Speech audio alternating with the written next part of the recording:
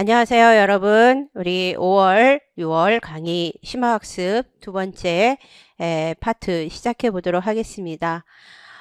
이번 5월과 6월의 수업은 주로 서양사의 경우에는 이제 사료학습, 그리고 동시에 또 형성평가 문제, 그리고 이제 기타 우리가 더 구체적으로 좀 심화적으로 알아야 할 내용들, 이런 것들을 같이 이렇게 살펴보려고 하고요.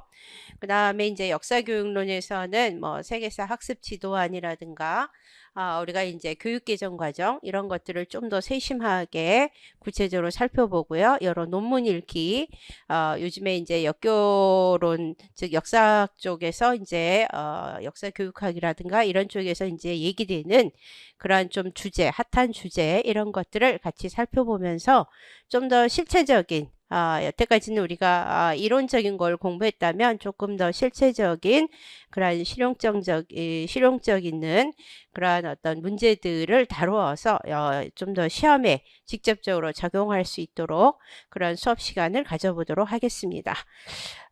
오늘 이제 서양사 사료학습 고대부터 시작해서 고대에 또 차례대로 중세, 근대, 현대의 사료들을 살펴보고요. 기존에 있는 사료도 있지만 또 여기 안에 새로 구축한 것들도 있고, 그리고 이 정도 알면 좋겠다 하는 내용들을 우리가 이제 공부하는 거고요. 그리고 이제 우리가 여름에 나중에 이제 문제풀이 하고, 그리고 이제 모의고사 볼 때 그때 또 이 그 여러 가지 사료 측면에서 중요한 것들이 더 있으면 그때 더 보완을 하도록 하겠습니다. 자, 그러면 우리 처음부터 한번 보겠습니다. 제일 먼저 투키디데스의 역사 이야기죠. 전설적인 왕 케크로푸스에서 테세우스에 이르는 초기 왕들의 시대에 아티카 사람들은 여기저기 흩어져 각기 관청이나 관리를 두고 살아가고 있었다. 우리가 아티카 딱 나오면 이거 아테네 이야기구나. 아테네의 주도다라고 볼 수 있는 거죠. 아무 걱정거리가 없는 때에는 왕에게 상담하러 오지도 않았다.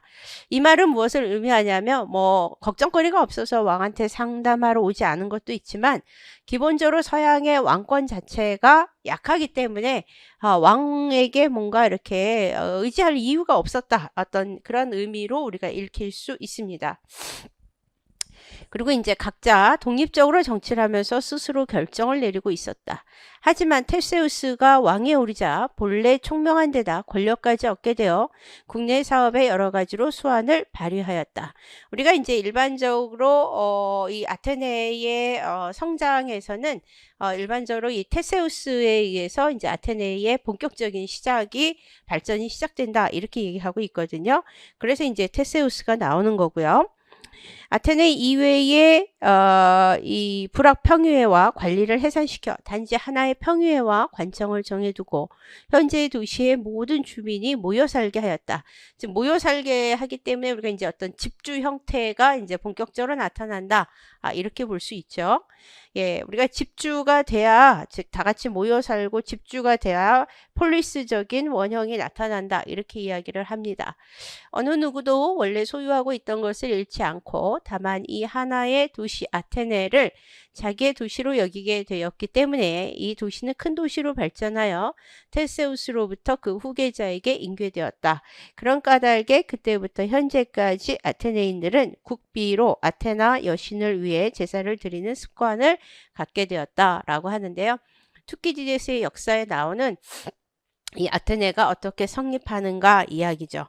예, 기본적으로 이제 어쨌든 뭐 서양은 왕정에서부터 시작하지만 바로 왕정에서 이제 귀족정으로 넘어가게 되는데 이런 초기의 왕정 측면을 이야기하면서 본격적인 시작은 테세우스에게서 시작이 되고 있다라는 걸 이야기해주고 있는 거고요.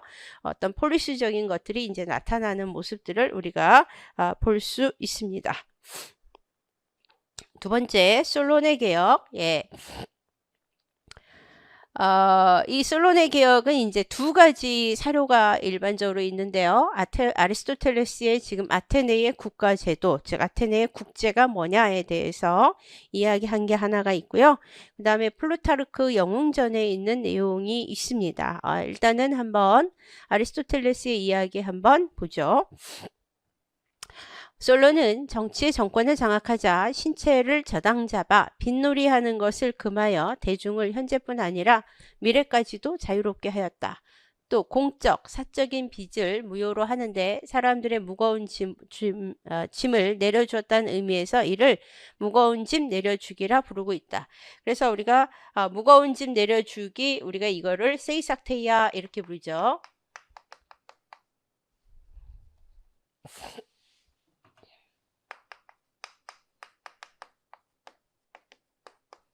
그래서 무거운 짐 내려주기. 그래서 우리가 솔론의 개혁이 정치적인 측면으로는 참정권 이야기를 하지만 경제적 측면에서는 이 그 빚을 가볍게 해주는 말소하는 이 정책이 연결되기 때문에 이 두 가지로 우리가 이제 이야기하는데 그 중에 하나가 세이삭테이아죠.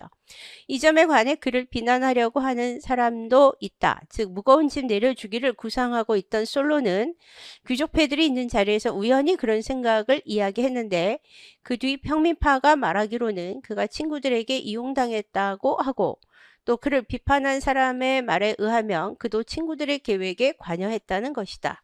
즉 그들은 빚을 내어 많은 땅을 샀는데 그 뒤 부채 동결이 이루어졌기 때문에 부자가 되었다는 것이다.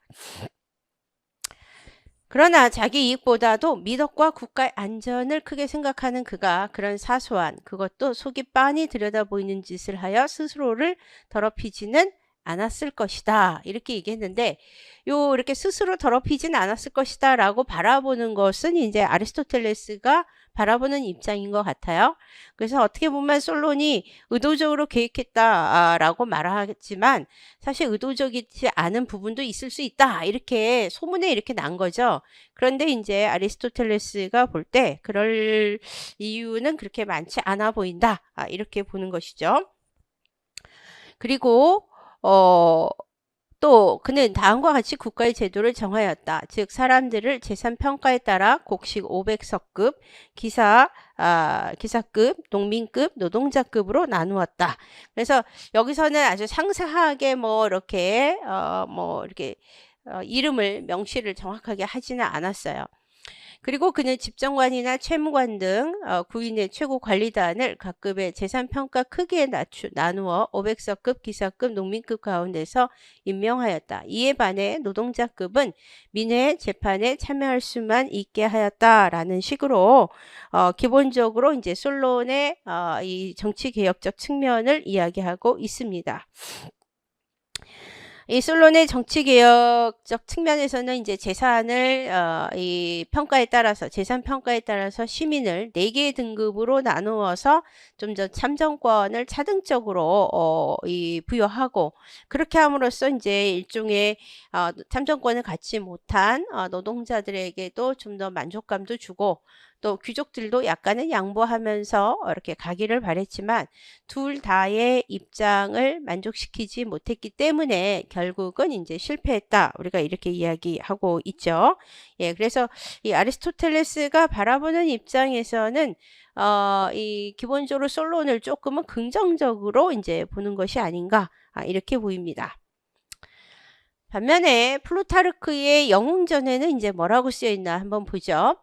민중들 전체가 부자들의 부채에 시달리고 있었다. 부자들을 위해 토지를 경작하고 있던 사람들은 수학의 6분의 1을 바쳤고 이들을 헥테모로이라든가 텍테스라 불렀다. 헥테모로이 예속인이죠. 예, 헥테모로이 예속인.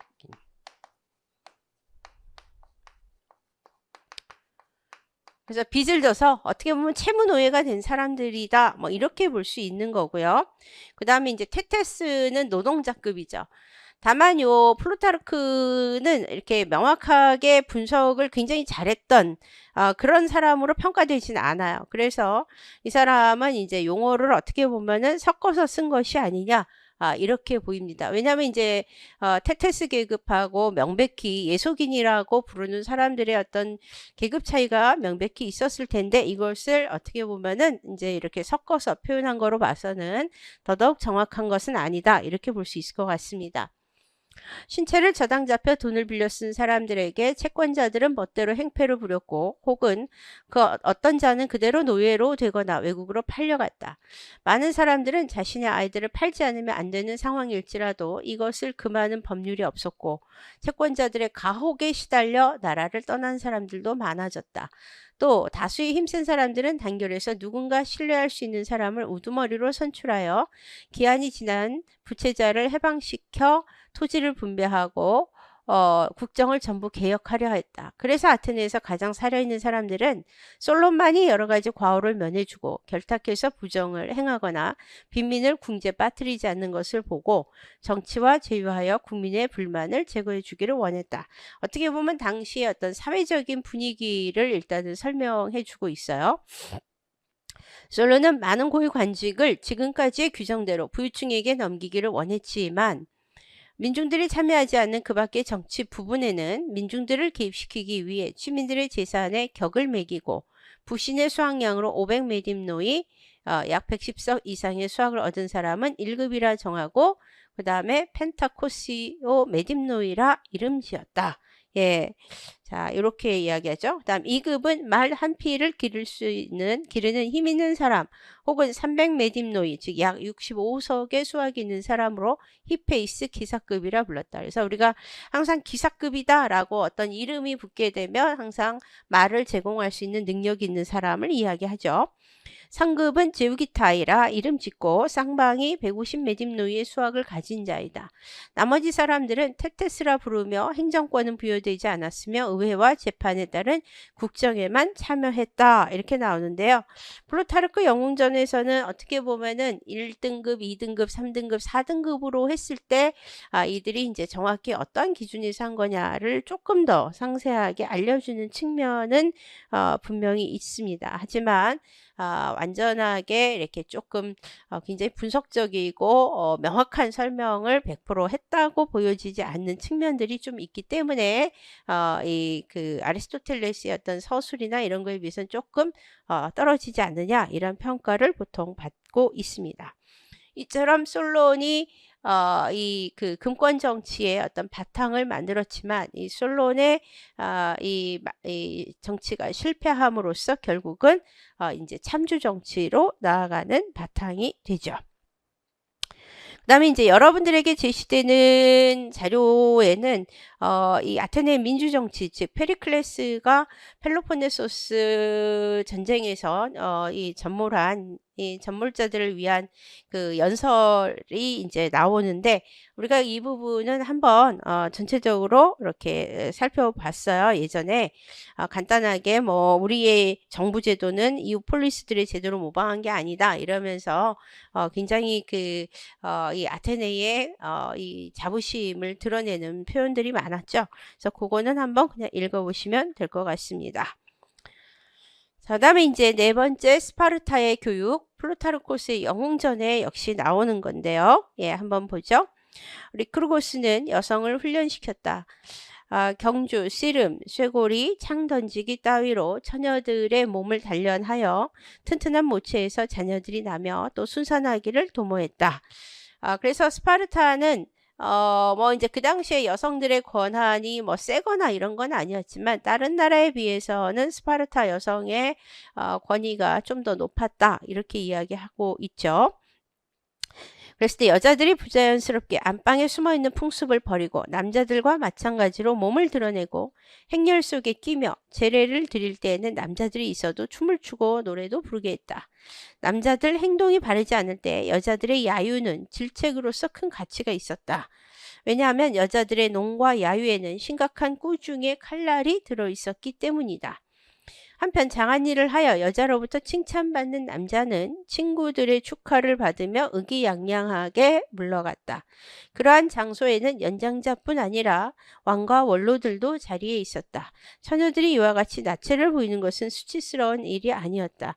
왜냐하면 추잡하지 않고 점잖게 그리고 순박한 기질을 양성하고 건강의 가치를 가르쳐주고 남자 못지않게 이해와 용기를 사랑하도록 가르쳐 주었기 때문이다. 이렇게 나오는데요. 이 도리아인이 세운 이 기본적인 스파르타의 그 시민들 삶에 대해서 이제 이야기를 하는 거죠. 예. 자, 그다음에 이제 그래서 여성들도 상당히 이 엄격하게 이제 초기에 교육을 시켰기 때문에 스파르타가 군사 강국을 어느 정도 이룰 수 있었다라는 걸 이야기하는 그 내용이 이제 요 안에 담겨 있는 거고요. 그다음 두 번째 거 보죠. 아고게는 모든 시민이 이수해야 하는 공교육 제도이다. 교육기관은 우리가 이제 아이가 7살, 6살까지만 스파르타에서는 부모랑 살고 7살이 되면 이제 아고게에 들어가서 이제 교육 훈련을 받게 되죠. 그랬을 때 교육기간은 7세에서 20세까지 총 14년이며 주요 과목은 읽기, 쓰기, 음악, 무용, 군사 훈련이다. 파이도노모스라고 하는 교사가 정권을 가지고 훈육 과정을 책임진다. 교육의 궁극적인 목표는 용감한 전사 양성이다. 그래서 여기서 뭐 읽기, 쓰기, 음악 뭐 이런 것들을 하긴 했지만 사실 근본적인 목적은 군사훈련 교육을 위한 것이었다. 오늘날처럼 무슨 인문학적인 어떤 교육을 하기 위함이 아니었다라는 걸 좀 더 우리가 플루타르코스의 영웅전에서 알 수 있게 되는 거죠. 그 다음에 플라톤의 국가론을 한번 읽어보도록 하겠습니다. 플라톤의 우리가 이제 플라톤이 철인 정치를 내세우죠. 철인 정치와 함께 이제 이상국가 이론을 내죠. 그래서 우리가 이 사람의 생각, 이데아 이론, 이데아 이론. 왜냐하면 이제 우리가 고대사에서 정치적으로 나올 만한 문제는 다 나왔어요. 제가 볼 때 안 나온 건 없다고 봐요. 따라서 고대사에서 문화적인 거가 나오고 그다음 나올 수 있고 문화적인 게 이제 최근에 조금씩 나오기 시작을 하죠. 그리고 문화적인 것과 같이 어울려서 이제 어떤 그들의 이제 사상적 측면이 만약에 나온다면 그런 것들이 나온다면 충분히 아리스토텔레스나 플라톤의 생각이 나올 수 있다. 이렇게 봅니다. 이데아 이론에서는 현실과 이상이 구분이 되죠. 그래서 이상적인 사회, 이게 이제 이데아의 사회고 현실은 이데아의 그림자, 즉 이상적인 사회의 어떤 그림자에 불과하다. 이렇게 얘기하는 거죠. 그래서 우리가 기본적으로 이 플라톤의 생각을 이원론적인 생각이다. 이렇게 이야기합니다. 이원론적인 생각. 그리고 이러한 이 현실은 이상적인 세계의 그림자이고 그런 그림자를 좀 더 이데아에 가깝게 만들려고 애를 써야 된다. 그러려면 철인이 정치를 해야 된다. 이 철인이 곧 누구냐? 지식을 갖고 있는 자. 일종의 이 엘리트가 통치해야 된다라고 바라보는 생각이에요. 그래서 플라톤은 엘리트가 통치를 해야 되는데 당시에 페리클레스 이후에 아테네는 너무나도 방만한 민주정을 실시하고 있었다라고 보는 거죠. 그래서 이 플라톤이 페리클레스를 엄청나게 비판을 합니다. 특히 페리클레스가 수당제를 사용을 했죠. 이 공부를 보러 온 사람들한테 수당제를 주고 그 수당을 또 어디서 가져왔냐? 델로스 동맹 기금에서 가져왔기 때문에 그거에 대해서 이 아테네의 시민 정신을 파괴시킨 사람이다. 그동안의 공동체 정신을 어떻게 보면 부패시킨 인물이다 해서 엄청나게 공격을 해요. 자, 그랬을 때 이 플라톤이 이 국가론에서 이야기하는 거. 그러면 어떻게 국가를 다스려야 되고 또 이 자신의 생각은 무엇인지를 한번 보려고 하는데요. 플라톤은 항상 소크라테스, 스승인 소크라테스와 제자들이 이야기하는 형태로 글을 썼습니다. 자, 한번 보죠. 소크라테스의 입장에선 국가가 이제 악이 완전히 사라지려면 철학자가 통치하거나 통치자가 참된 지혜를 사랑하는 길밖에 없네. 그러니까 이게 소크라테스가 얘기한 말이 아니라 실제로는 이제 플라톤이 하고 싶은 걸 이렇게 다른 사람을 내세워서 이야기하는 거라는 거죠. 철학자가 통치하거나 통치자가 참된 지혜를 사랑해야 된다. 이게 곧 철인 정치를 의미하는 거예요. 그랬더니 글라우콘이 뭐라고 했냐면 그런 말씀을 하셨다면 각오하셔야 할 겁니다. 만약 선생님이 사람들을 논리로 설득하지 못한다면 그땐 진짜 놀림감이 되실 겁니다. 철학자란 지혜를 사랑한 사람이야. 지혜를 사랑한 사람은 모든 배움에 주저하지 않고 반기며 아무리 배워도 만족하지 않는 사람이지. 뭐 여기까지는 뭐 크게 문제되지는 않죠. 그 말씀대로라면 여러 가지 것들을 보고 듣고 익히기 좋아하는 수많은 사람들이 모두 철학자가 되는데요. 그건 아니지. 그런 사람들은 지혜를 사랑하는 사람들과 비슷할 뿐이야. 그래서 철인을 명확하게 구분을 하고 있죠. 지혜를 사랑하는 사람은 진리를 좋아하는 사람이야. 그랬더니 그건 무슨 뜻이죠? 그랬더니 보고 듣기 좋아하는 사람들은 아름다운 소리, 색, 형태나 그런 물건들을 반기겠지. 그러나 아름다움 자체에 다가가 아름다움을 그 자체로 볼 수 있는 사람은 매우 드물어. 아름다움의 본질, 본질을 봐야 된다 이거죠. 아름다운 사물들은 믿지만 아름다움 자체는 믿으려 하지 않는 사람은 꿈꾸고 있는 셈이지. 반대로 아름다움 자체를 믿고 아름다움 자체와 관련된 것들을 알아볼 수 있는 사람이야말로 깨어있는 것이지. 이런 사고가 바로 올바른 것으로서 알미야. 그 밖에 다른 사람의 사고는 단지 하나의 의견이라 해야겠지?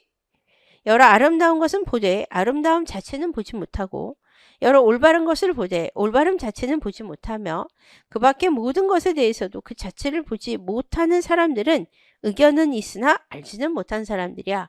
그래서 철인 정치가가 누구인가? 그리고 지혜를 사랑하는 척하는 거냐? 아니면 지혜의 본질을 사랑하는 거냐? 이걸 구분해야 된다라는 이야기를 담고 있습니다. 그러나 이와 반대로 각각의 그 자체, 즉 언제나 같은 방식으로 한결같은 상태에 있는 것을 바라보는 사람들은 알을 가지지만 의견을 가지진 않았다고 해야 하겠지? 본질은 봤는데 그냥 그대로 있는 거야. 더 이상의 어떤 제스처를 취하지 않아. 그런 사람들은 그냥 의견은 없는 사람들. 그러니 각각의 존재하는 것 자체를 반기는 사람들을 지혜를 사랑하는 사람들로 불러야 하겠지? 그러니까 알고만 있어 본질적인 걸 몰라도 문제. 또 알고는 있는데 그 자체로 그냥 멍하니 있는 거 이런 것도 문제야. 그러니까 본질을 알아야 되고 아는 순간 또 행동도 해야 된다 이렇게 보는 것이죠. 소크라테스가 지혜를 사랑하는 사람들은 늘 한결같은 상태로 있는 것을 파악할 수 있는 사람들이야. 이걸 파악하지 못하고 잡다하고 변화무쌍한 것들 속에서 헤매는 사람들은 지혜를 사랑하는 사람들이 아니지. 시대에 이리저리 휘둘리면 안 된다. 뭐 이런 의미죠. 그럼 국가의 법률과 풍속을 수호하고 감시해야 할 수호자가 눈먼 사람이라야 할까? 아니면 예리하게 통찰하는 사람이라야 할까? 당연히 예리하게 통찰하는 사람이라야 합니다. 즉 국가를 통찰하려면 예리하게 통찰하는 능력이 있어야 된다는 거고 그랬을 때 그럼 각각의 그 자체를 원형, 형상, 실제 혹은 이데아로 표현하는 거야. 어쨌든 이데아를 인식하지 못하여 마음속에 뚜렷한 견본을 지니지 못한 사람은 장님과 뭐가 다르냐? 결국 다를 게 없다. 그러니까 기본적으로 그 자체를 파악할 수 있어야 되는 거예요. 자, 그랬더니 소크라테스가 그랬죠? 그렇다면 각각의 그 자체를 인식하고 있으면서 경험이 풍부한 사람들이 수호자가 되어야겠군. 그래서 가장 엄한 의미의 수호자는 철학자가 맡아야 하는 거야. 물론 그는 여러 학문을 통해 단련되어야겠지. 그래야 그의 자질이 과연 최고 수준의 학문을 감당할 수 있는지 살필 수 있을 테니 말일세. 그랬더니 아데이만토스가 그렇다면 최고 수준의 학문이란 어떤 것입니까? 올바름보다 더 높은 단계의 배움이 있나요? 있고 말고 선의 이데아가 바로 최고의 배움일세. 그리고 이 이데아 덕분에 다른 모든 올바른 것들도 유용하고 유익한 것이 되지. 우리가 이것을 모른다면 다른 것들을 아무리 다 잘 알고 있더라도 소용이 없어. 마치 우리가 어떤 것에 선을 빠뜨린 채 그걸 가진다 해도 아무 소용이 없듯이 말이야. 그렇다면 그 선의 이데아가 무엇인가요? 인식되는 것들의 진리를 제공하고 인식하는 것들에 그것들을 제대로 인식할 수 있는 능력을 부여하는 것을 선의 이데아라고 할 수 있지 않을까 이렇게 이야기하는데 결국 국가는 철인에 의해서 다스려져야 되고 철인은 곧 뭐한 사람이냐? 선의 이데아를 인식할 수 있는 사람이어야 된다는 거야. 만약에 시험에 이게 가려지고 딱 나오면 선 딱 쓸 수 있어야 되겠고요. 이데아 그 다음에 철인 예, 이런 거 나와야 되고, 알매 본질 자체가 어떠하다. 뭐 이런 이야기 딱 나오는 순간, 아, 이거는 소크라테스 이후에 그 제자들에 의해서 이루어지는 철학적 형태. 특히, 아, 이거 플라톤이 이야기하는 거구나 생각하고 철인정치 이데아 이론 기억을 해주시면 될 것 같습니다. 다음에 이제 국가, 어떤 정치 체제가 중요하냐. 예, 요거에 대해서 이제 또 플라톤의 국가론에 나와 있는 이야기를 한번 읽어보죠. 이 국가적인 측면에서 아까 이제 이 플라톤이 이 페리클레스를 엄청나게 비판했다 그랬잖아요. 그러니까 이제 이 사람이 생각하는 기본적인 정치 체제와 다르게 이제 이 당시 아테네가 운영이 된다라고 본 거죠. 그렇다면 이 사람이 생각하는 국가의 정치 체제는 어떤가 한번 보죠. 글라우콘이라는 사람이 소크라테스에게 물어봤습니다. 그런 나라가 이상적인 나라로 올바르며 다른 나라들은 그릇되었다고 확신합시다. 자, 그랬을 때 그렇다면 선생님이 말씀하신 나머지 4개의 정체가 무엇인지 꼭 듣고 싶습니다. 네, 소크라테스가 그건 쉽지. 내가 말하는 4가지 정체는 흔히 쓰는 말들이니 말일세. 첫째, 돈 많은 사람들이 칭송하는 스파르타식 정체이고, 둘째는 매우 악에 찬 과도 정치, 그리고 셋째는 과도 정체의 반이자 그 뒤를 이어 일어난 민주 정체, 넷째는 가장 병폐가 심한 참주 정체가 그것이지. 국가의 형태가 5가지가 있다면 개인의 정신 형태에도 5가지 종류가 있겠지? 네, 그렇습니다. 우리는 귀족 정체에 해당되는 인간형에 대해서 이미 이야기한 적이 있네. 이런 사람을 선하고 정의로운 자라고 말하네. 그렇습니다. 이 소크라테스가 그렇다면 다음으로 우리가 언급해야 할 인간형은 좀 더 열등한 유형, 즉 이제 요 스파르타나 요 형태에 맞는 이제 여러 인간형을 이야기하는 거예요. 이제 인간형과 국가 체제를 비판하는 거죠. 즉 승리와 명예를 사랑하는 스파르타식 정체에 응하는 인간형과 과주정체, 민주정체, 참주정체에 응하는 인간형들이지. 스파르타식 정체는 사람들이 지배자들을 존경하고 전사들이 공동으로 식사하며 체육과 군사 훈련에 주력하고 농업이나 수공업이나 여타 상업에 종사하지 않는 점에서 이상국가와 비슷하네. 예, 굉장히 이상국가적으로 이야기했어요. 왜냐하면은 스파르타는 소수의 시민, 도리아인이 지배하고 나머지 예속인이나 우리가 메세나인들, 예, 이 사람들을 예속인으로 둬서 그 사람들을 이 농사를 짓게 하고 그들에게 이 공역을 받고 이런 여러 가지를 하잖아요. 예, 그런 측면에서는 이상적이라고 봤습니다. 특히 스파르타 이야기를 잘 얘기하고 있죠. 예, 전사들이 공동으로 식사한다. 우리가 시시시아라고 부르는 예, 그런 점에서는 이상국가와 비슷한데 문제는 뭐냐? 그러나 이 나라는 철학자를 지배자로 추대하지 않고 오히려 용감하며 단순한 사람들, 즉 전쟁을 좋아하는 사람들을 선호하지. 그래서 언제나 전쟁으로 세월을 보내게 되지. 그래서 스파르타가 일정 부분 좋은 측면이 있다라고 플라톤은 인정을 해요. 그래서 실질적으로 굉장히 이들이 지배하는 거에 대해서 좋은 평가를 내렸다 이렇게 얘기합니다. 하지만 그들이 철인이 아니기 때문에 문제가 되는 거예요. 그렇다면 그것은 선과 악이 혼합되어 있는 정체로군요.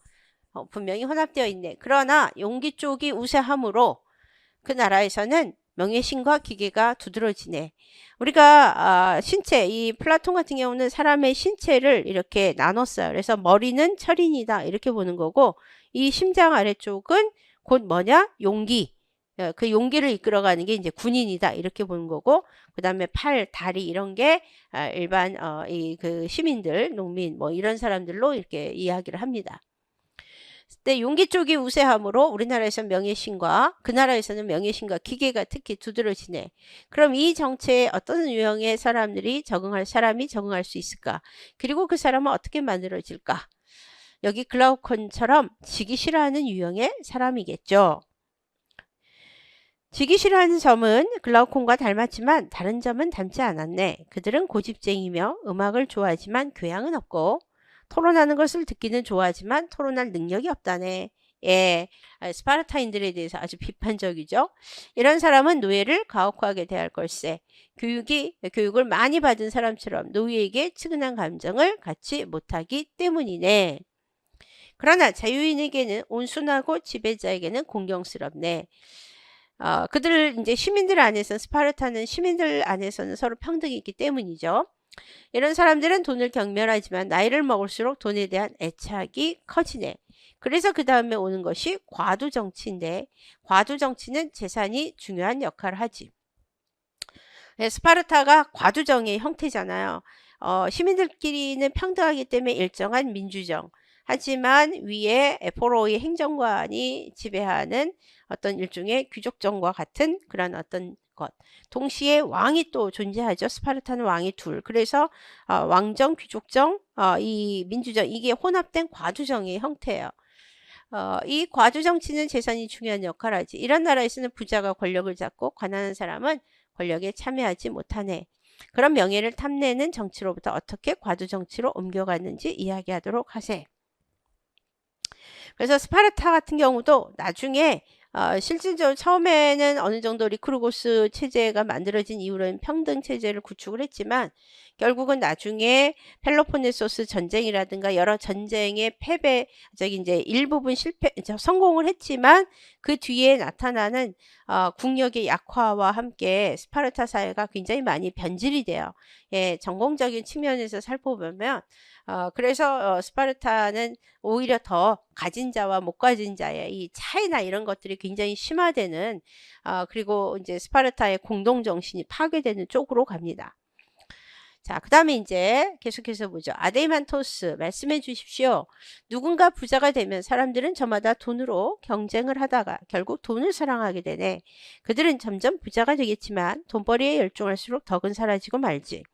부와 덕은 한쪽에 오르면 한쪽에 내려가는 저울의 양끝이야. 끝내 그들은 전투와 명예보다 장사와 돈을 존중하고 부자를 우러러보고 그를 왕자로 여기면서 가난한 자를 업신여기게 돼. 그들은 시민의 자격에 필요한 금액을 정하고 그 액수에 따라 지위를 주며 그 액수에 미치지 않는 자는 나란 일에서 배제시키는 법률을 제정한다네. 이런 식으로 과두정치가 생기지. 알겠습니다. 그럼 과두정치의 장점과 단점에 대해서 말씀해 주십시오. 그래서 첫 번째는 스파르타식 정치의 장점과 단점을 이야기했어요. 두 번째 이제 과두정치의 문제점. 배의 항해사를 재산을 기준으로 뽑는다면 가난한 사람들은 아무리 유능하더라도 키를 잡을 수 없겠지. 그렇다면 그들의 항해가 제대로 되기는 어렵겠죠. 그럼 국가는 경우가 다를까? 천만에요. 국가의 경우라면 더더욱 그렇죠. 국가의 통치는 가장 중요하고 어려운 일이니까요. 이와 비슷한 또 하나의 결함이 있네. 어떤 결함인데요? 분열이야. 이런 국가는 한 나라 안에 부자 나라와 빈자 나라가 있는 꼴이야. 그들은 한 나라에 살면서도 언제나 음모를 꾸미지. 그런데 과두정치 나라에는 거지가 없을까? 통치자들 외에는 다 거지죠.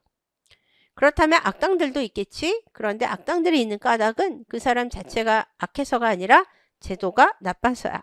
교육과 훈육을 제대로 받지 못한 게지. 안 그런가? 사실 그렇습니다. 예, 이게 결국은 이제 많은 부패가 생겨나면서 과두 정치가 오고 가난한 자, 못 가진 자, 이게 또 가진 자 이런 게 구분이 되고 그러면서 이제 악당도 나타나고 한다라는 이야기를 지금 하고 있는 거죠. 사실 그렇습니다. 그런데 이 가난한 패거리는 다른 사람들에게 원한을 품고 음모를 꾸미며 혁명을 갈망했지. 결국은 이 과두정에서 이제 나올 수 있는 이 바탕이 이제 하나의 생각이 이제 혁명이라는 거죠.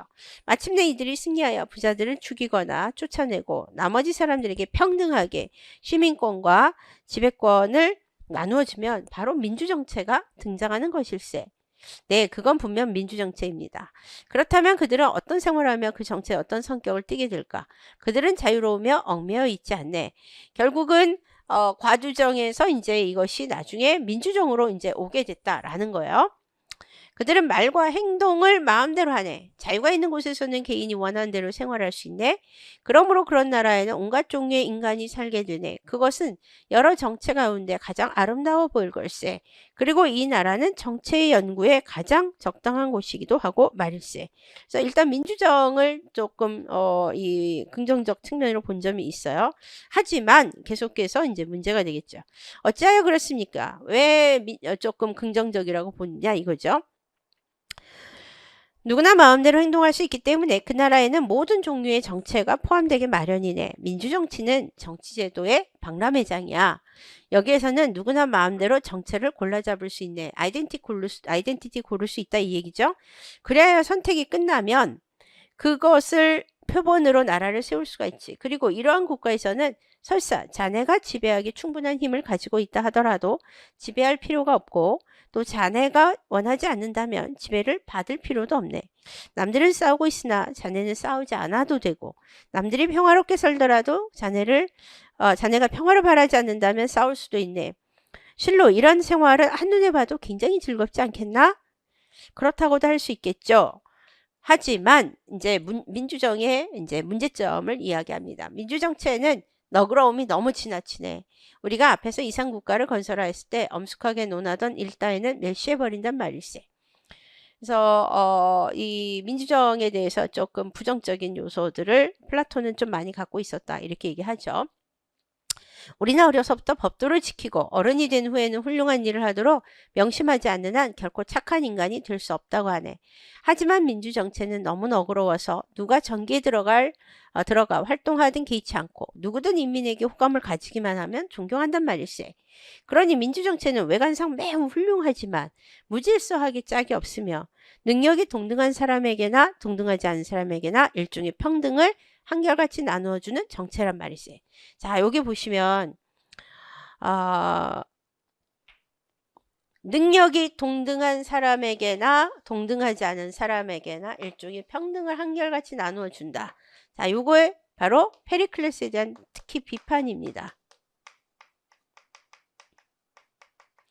페리클레스가 장례식 연설에서 뭐라고 그랬냐면 이 앞부분에 사료가 있어요. 여러분들 다 자료 제공됩니다. 이 사료에서 보면 이 아테네의 민주정체를 자랑하면서 여기서는 공직에 봉사할 마음만 있으면 누구나 다 공직자가 될 수 있고 다 이 기본적으로 그들의 이 어떤 특별한 어떤 뭔가가 있어서 이렇게 되는 게 아니다 이렇게 얘기를 했어요. 예.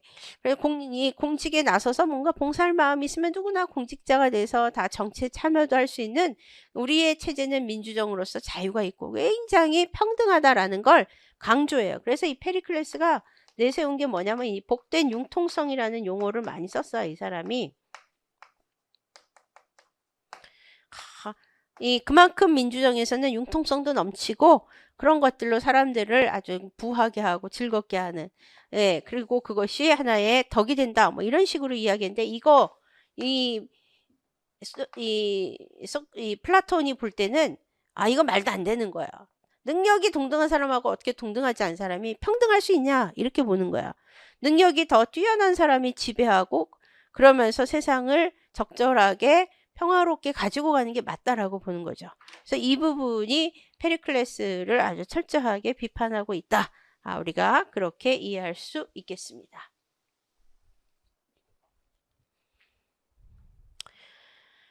그랬더니 아데만토스가 그랬어요. 그것은 전부터 잘 알려진 사실입니다. 그렇다면 생각해보게. 그런 정체와 유사한 유형의 인간은 어떤 성질을 갖고 있겠나? 무질서하고 무절제한 생활을 하겠지. 그는 그런 생활을 달콤하고 자유롭고 복된 생활이라고 말하며 페리클레스는 복된 융통성 막 이렇게 얘기했다 그랬잖아요. 그걸 복된 생활이라고 말하며 일생을 그렇게 보내겠지. 아주 은근히 이렇게 비판을 비유적으로 돌려서 우회적으로 한 거죠. 성격은 변덕이 죽을 듯하고 기복이 심해서 마치 조금 전에 이야기한 민주정치 국가처럼 다채롭고 아름다울 걸세. 그런데 과두정체에서 민주정체가 태어나는 방식과 민주정체에서 참주정체가 발생하는 방식은 같지 않을까? 같지 않을까? 어떤 방식으로 말입니까? 과도 정치에서는 부가 선으로서 존중받았지. 그런데 그 나라는 그 부에 대한 끝없는 욕구로 인해 돈벌이에만 몰두하고 다른 일에는 무관심하기 때문에 멸망하네. 마찬가지로 민주정치 역시 그것을 선으로 존중한 것에 대한 욕구가 지나쳐서 무너지지 않겠나. 좋은 게 좋은 거라고 다 그렇게 하다 보면 결국은 그런 것들이 지나쳐서 오히려 무너진다라는 거죠. 정체적인 측면이. 그것이 무엇입니까? 자유. 예, 이 사람은 자유가 많은 거 이것도 문제가 있다고 봐요. 자네도 민주주의 나라에서 이렇게 말한 것을 들은 적이 있을 것일세. 자유야말로 국가의 가장 자랑스러운 것이며 따라서 본성에 있어서 자유로운 인간만이 살만한 곳은 바로 이 나라뿐이다 라고 말이네. 그러니 자유에 대한 끝없는 욕구와 자유 이외의 다른 것에 대한 무관심이 이 민주정치를 참주정치로 전락시킬 것이네. 자유를 추구하기 위해서 뭔가 많은 걸 한다는 거야. 그러나 그거 외에는 다른 거에 관심을 돌리지 않기 때문에 오히려 민주정은 나중에 참주라는 사람을 탄생시킬 수 있다. 이렇게 보는 겁니다.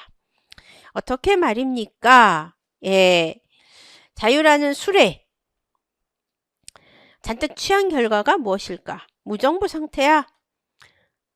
선생이 학생의 비율을 맞추고 학생은 선생을 무시하며 연장자가 젊은이에게 아첨하네.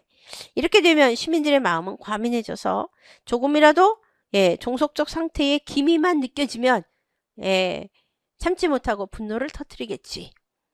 그리하여 부자와 인민 사이에 다툼과 비방, 재판이 일어나고 사태가 험악해지게 되네. 자, 이런 거 보면 고대 시대나 뭐 요즘 시대나 뭐 큰 차이가 별로 없다. 우리가 이렇게 역사 속에서 공부를 하게 되죠. 알게 되죠. 그런데 인민들 중에는 과격한 투사가 있게 마련이며 이들이 점점 세력을 얻게 되지. 그 가운데 어떤 사람이 인민의 지도자가 되어 명령에 순종하는 대중을 손에 넣으면 부채 탕감이나 토지, 재분배 따위를 내세우면서 부자에 대해 반란을 주도하지. 굉장히 조금은 어떻게 보면은 이 플라톤은 귀족이고 출신이고 굉장히 가진 자의 입장을 조금은 대변하는 부분들이 분명히 있습니다. 예. 그러면 인민은 그자 외에는 나라를 다스릴 사람이 없다고 생각하게 되네. 이렇게 참주가 탄생하네. 그는 끊임없이 전쟁을 일으킬 걸세. 인민이 언제나 지도자를 필요로 하도록 말이네. 그런데 그렇게 되면 그의 친구들, 그와 가까운 자들은 그에게 거침없이 거리낌 없이 자기 뜻을 말하게 되네. 또 그의 적들 중 용감한 자는 자유로이 정권을 뒤집으려고 시도하네. 그러므로 그가 자기 마음대로 국가를 지배하려면 그들을 소탕해야 하며 한 사람의 친구나 또 한 사람의 적이라도 살아있는 한 편이 있을 수 없게 되네. 결국 그는 원하든 원치 않든 간에 기회만 생기면 그들을 타도하여 국가를 깨끗이 씻어내야 하네. 이러면서 이제 참주정이 나오게 되는 이런 것들을 설명을 했어요. 그 다음에 그거 참 진기한 청소군요. 이러면서 나왔죠. 사실 이게 이 국가 정치 체제에 대해서 이렇게 길게 하는 이유는 우리가 사료에서는 어떤 것이 나올 줄 모른다라는 거야. 요즘에는 여러 좀 더 구체적인 사료들이 나와서 그걸 가지고 문제를 풀 수 있게끔 하기 때문에 우리가 적어도 역사 쪽을 공부하는 사람들이라면 플라톤이 뭐라고 얘기했는지, 아리스토텔레스가 뭐라고 얘기했는지 그런 사상사적인 측면도 일부분은 알 필요가 있기 때문에 제가 이렇게 하는 거고요. 이게 또 중요한 사료로 많이 제시가 됩니다. 자, 그의 그런 행위는 시민들의 반감을 살 것이고 그러면 그는 더 많은 호위병이 필요하게 되지. 호위병이 될 만한 자를 어디에 섞게 될까? 그는 시민들의 노예를 빼앗아 이들을 해방시켜 자기의 호위병으로 삼을 걸세. 하긴 그렇군요. 그는 그들을 누구보다도 신임할 수 있을 테니까요. 왜냐하면 이제 자기를 해방시켜준 자니까 그 사람 말에 복종을 많이 하겠죠. 참주란 참으로 불행한 자일세. 훌륭한 친구를 죽이고 노예를 친구로 믿고 있으니 말일세. 결국 그들이 새로 시민이 되어 그를 존경하고 친구가 되지만 진정 훌륭한 사람은 그를 미워하고 멀리하네. 그런데 참주가 그 방대한 군대를 어떻게 먹일지 생각해 보세. 만일 신전에 신성한 제보가 없다면, 즉 재물이 없다면 참주는 그것을 몰수하여 탕진하겠죠. 그 다음에는 사람들의 시민권을 박탈한 뒤 그 재산에 손을 댈 것입니다. 그것으로도 부족하면 무거운 세금을 징수하겠죠. 인민으로서는 피할 수 없는 운명이죠. 소크라테스가 만일 인민이 겪구나 이렇게 말한다면 어떻게 되겠나? 우리가 너를 낳고 너로 하여금 오늘에 있게 해준 것은 저 아첨배들을 부양하기 위한 노예가 되자는 것이 아니었다. 우리가 오늘날에 너를 만들었고 우리가 너를 너의 노예가 되기 위해서 이렇게 한 게 아닌데 이렇게 얘기한다면 어떻게 할래? 이 소리죠. 우리는 너희 아첨배들이 이 나라를 떠날 것을 명령한다라고 말일세. 그랬더니 그때서야 인민들은 자신들이 어리석게도 괴물을 낳아서 키웠다는 것, 그리고 이제는 불리한 처지에서 강자를 내쫓으려 하고 있다는 것을 깨닫게 될 것입니다. 자, 이렇게 지나친 자유는 드디어 비통하고 참혹한 노예 제도로 옮아가게 되네. 그럼 어떤 인간이 참주정치를 좋아하는 인간인지 생각해 보세. 사실 마음이 건전하고 절도가 있으며 이성에게 고귀한 사상과 일을 맡겨 그릇된 욕망을 잠재우고 과거와 현재, 미래에 걸쳐 새로운 지식을 얻으려 할 때 쾌락과 고통의 방해를 받지 않으려고 주의하며 남과 다툴 때 감정을 억제하는 인간은 진리를 파악하고 꿈같은 현상세계에서 방황하지 않겠지? 안 그런가? 동감입니다. 그런데 광기가 지나친 사람들은 자기들 인간뿐 아니라 신조차 지배할 수 있다고 생각한다는 것을 알고 있나? 네, 알고 있습니다. 그러므로 참된 의미에서 참주라 부를 수 있는 인간이 되려면 술과 욕정에 빠진 미치광이가 되어야 해. 이것이 전제적 인간이네. 그래서 참주를 일종의 이제 전제군주에 비유합니다. 욕망이 밤낮을 가리지 않고 날로 더 확대되어 가네.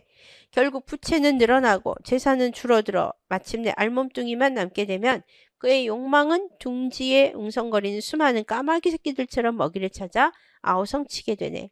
특히 그 욕망의 우두머리인 욕정의 공격에 미칠 지경이 되지. 그리하여 그는 닥치는 대로 남의 재산을 몰수하거나 약탈하여 여러 가지 욕망을 충족시킬 궁리를 하게 되네. 결국 그는 남의 재물을 빼앗아 자기 욕망을 충족시키거나 아니면 무서운 고뇌와 고통에 빠지게 마련이지. 자, 이런 인간이 국가에 몇 명이라도 있다면 그 밖에 선량한 사람들은 사실상 그 폭군의 호위가 되고 전쟁이 나면 그 용병이 되는 걸세.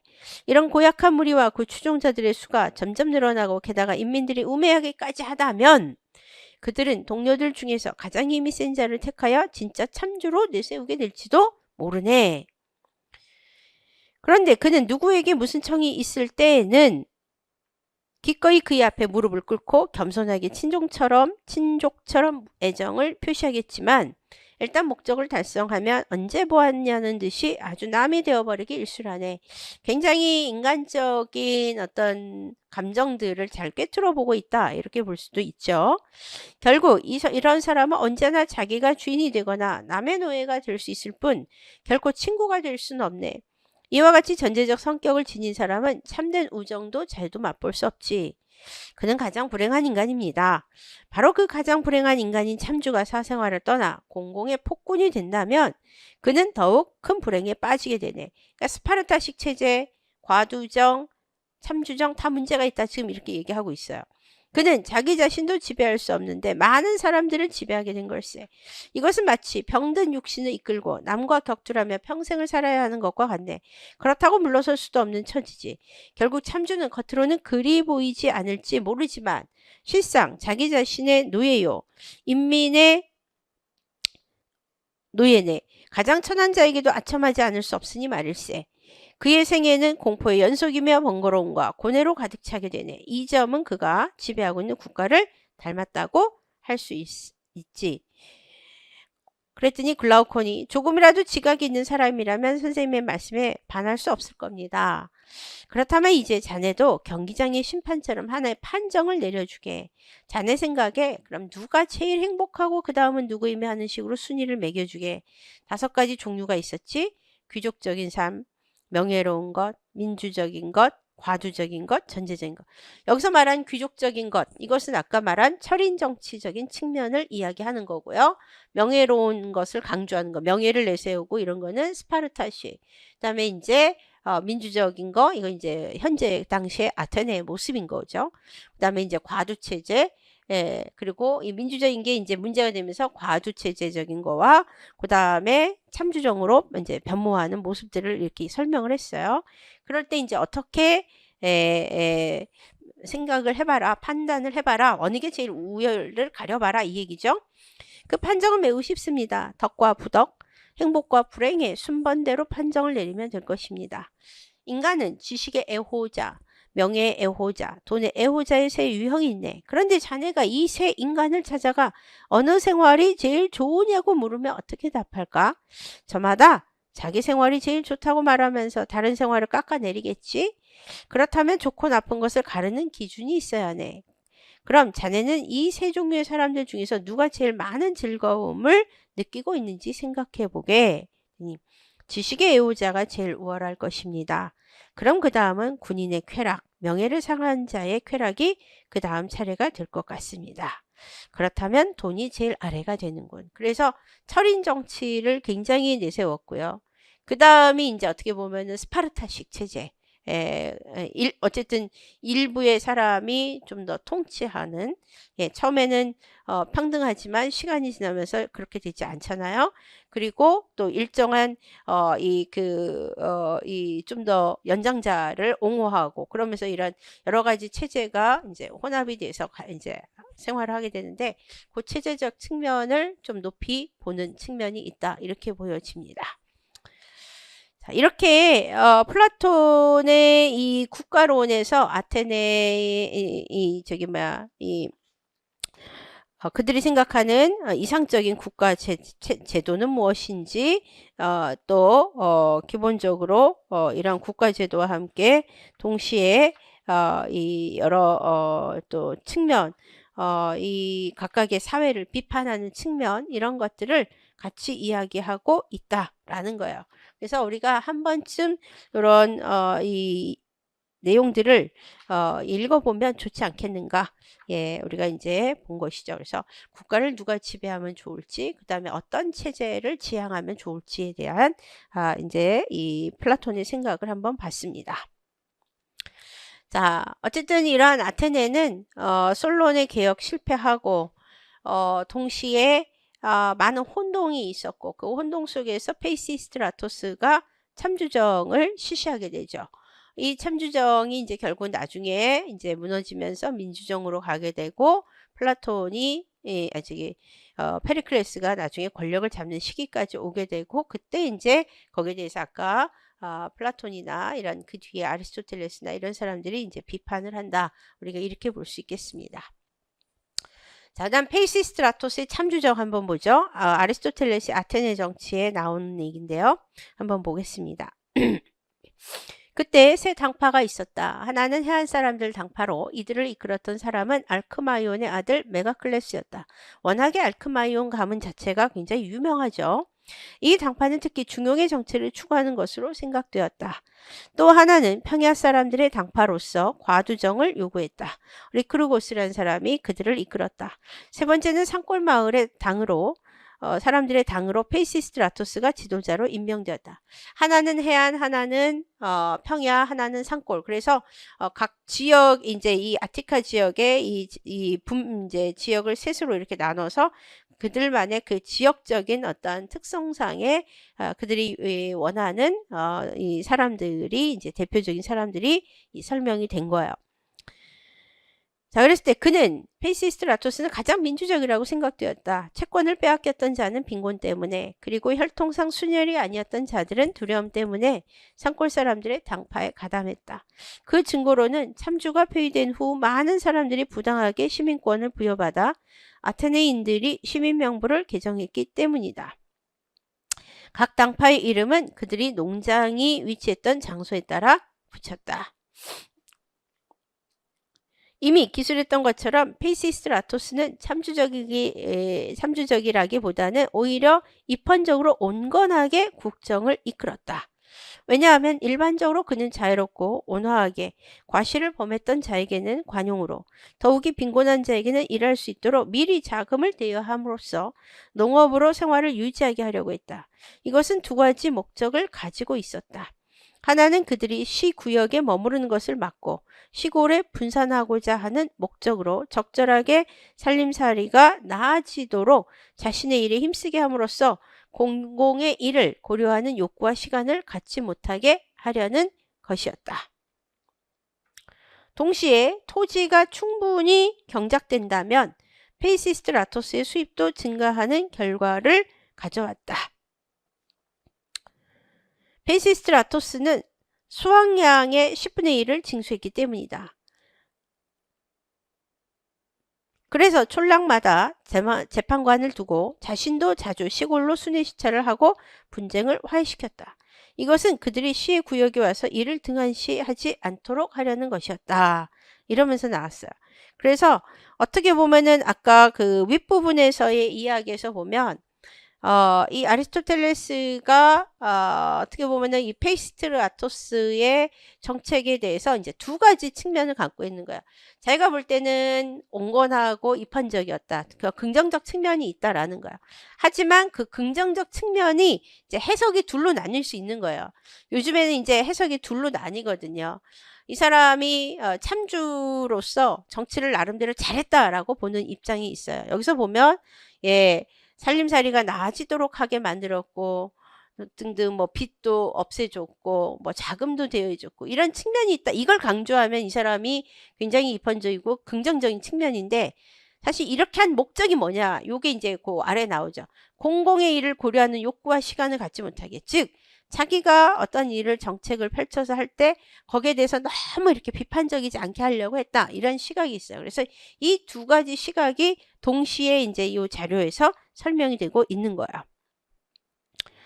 자, 그 다음에 보죠. 계속해서 페이시스트라토스는 자신의 통치뿐만 아니라 그 밖의 점에서도 대중에게 결코 고통을 주지 않으려고 항상 평온을 유지하는 데 신경을 썼다. 그래서 자주 페이시스트라토스의 참주 정치는 크로노스의 황금시대 생활이라고 평가되었다. 왜냐하면 그의 자식들이 대를 이으면서 정치가 이전보다 훨씬 난폭해졌기 때문이다. 실상 페이시스트라토스가 사망한 이후에 아들들 때 가면 정치가 난폭해졌죠. 또 우리가 크로노스, 뭐 우라노스, 이렇게 제우스 이렇게 나올 때 역시 그런 어떤 측면들이 일부분 있어요. 그래서 이제 이렇게 비유를 한 거죠. 모든 평판 중에서 가장 뛰어난 것은 그의 성격이 민주적이고 박애적이었다는 것이다. 평소 그는 모든 것을 법의 기초에서 통치하고자 했고 결코 자신에게 이익이 돌아가게 하는 경우가 없었다. 그리고 그는 한때 살인죄로 아레오파고스에 소환되자 자신을 변호하고자 직접 출두했고 이에 놀란 고발인은 나타나지 않았다. 이와 같은 이유로 그는 오랫동안 권력의 자리에 머무르고 추방되었던 때에도 쉽게 자신의 지위에 복귀할 수 있었다. 귀족과 평민 대부분이 그에게 호의적이었기 때문이다. 즉 귀족은 그의 환대 때문에, 평민은 개인적인 일에 대한 원조 때문에 그를 자기 편으로 끌어들였다. 양쪽 모두에게 그의 자질이 만족스러웠기 때문이다. 이 무렵에 참주에 대한 아테네인들의 법률은 관대하고 특히 참주정 수립에 관한 법률이 관대했다. 왜냐하면 아테네인들에게는 다음과 같은 법률이 있었기 때문이다. 이것은 아테네인의 조상 전례의 법령이다. 만약 누군가 참주가 되고자 반란을 일으킨다면 혹은 참주정 수립에 가담한 자가 있다면 당사자도 그 자손도 시민권을 박탈해야 한다. 그러면서 이제 그 뒤 이야기가 이제 쭉 이렇게 전개가 되는데요. 그만큼 이 페이시스트라토스의 참주정에 대해서 왜 사람들이 이 페이시스트라토스의 참주정을 받아들였는가 이런 이야기가 나와 있고 또 하나는 이제 이 페이시스트라토스에 대해서 한편으로는 긍정적 측면으로 보는 부분도 있고 한편으로는 부정적 측면으로 보는 면들을 같이 이제 여기에 이제 표현하고 있다라는 걸 우리가 알 수 있겠습니다. 자, 그 다음에 이제 참주 권력을 유지하는 방법에서 헤로도토스의 역사에 나온 이야기입니다. 이 헤로도토스가 참주 권력을 유지하는 방법에 대해서 뭐라고 얘기했냐. 사실 우리가 이 참주 정치 이야기할 때 페이시스트라토스를 이야기하지만 사실 그 당시 이 그리스의 수많은 폴리스 사회에서 참주가 대세였다라고 이야기를 해요. 그리고 여러 참주들이 나타나서 실제로 통치하고 있었고 아테네도 그전부터 시도가 여러 번 있었고 그래서 한때는 그걸 가혹하게 했지만 시간이 지나면서 그것을 상대적으로 많이 관대하게 바라보게 되었다라는 이야기를 아까도 이제 우리가 짤막하게 했는데 그러한 어떤 이 시대에 참주는 새로운 것은 아니었다라는 거예요. 예, 그러니까 많은 사람들이 잘못 알면 페이시스라토스가 뭐 처음 낯이 한 것처럼 이야기하는데 그렇지는 않다 이렇게 봅니다. 자, 그랬을 때 헤로도토스가 역사에서 이 참조 권력을 유지하는 방법에 대해서 썼습니다. 한번 읽어보죠.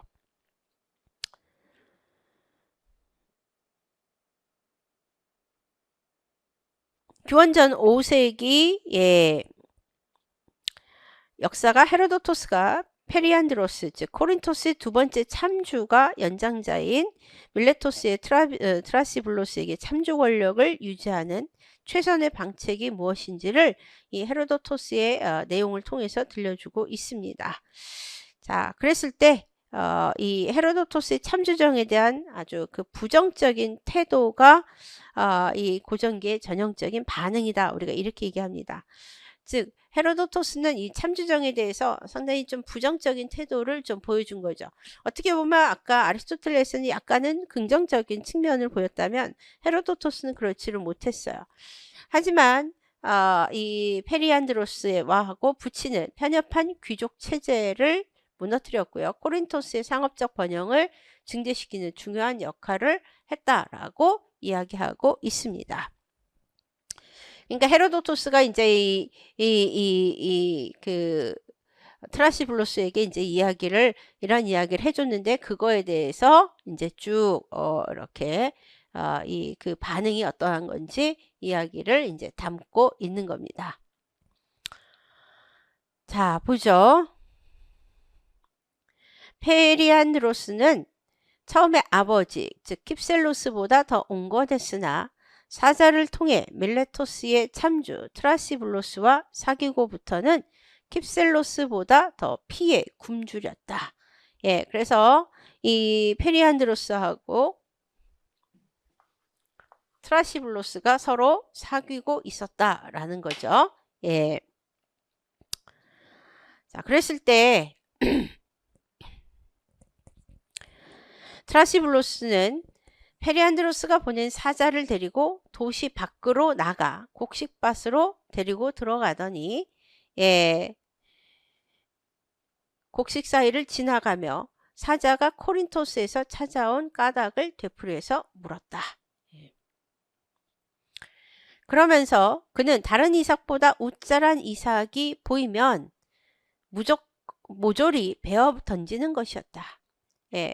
곡식 사이로 이렇게 지나가면서 이렇게 여러 이야기를 하는데 지나가다가 좀 더 이렇게 조금 크게 키가 안 맞는 웃자란 이삭이 보이시면 다 베어버렸대요. 그리하여 마침내 곡식 중에서 가장 잘되고 키가 큰 것을 다 망가뜨렸다. 그리고 밭을 다 지나자 트라시블로스는 페리안드로스의 사자를 말 한마디 없이 돌려보냈다. 사자가 코린토스로 돌아오자 페리안드로스는 트라시블로스의 조언이 듣고 싶었다.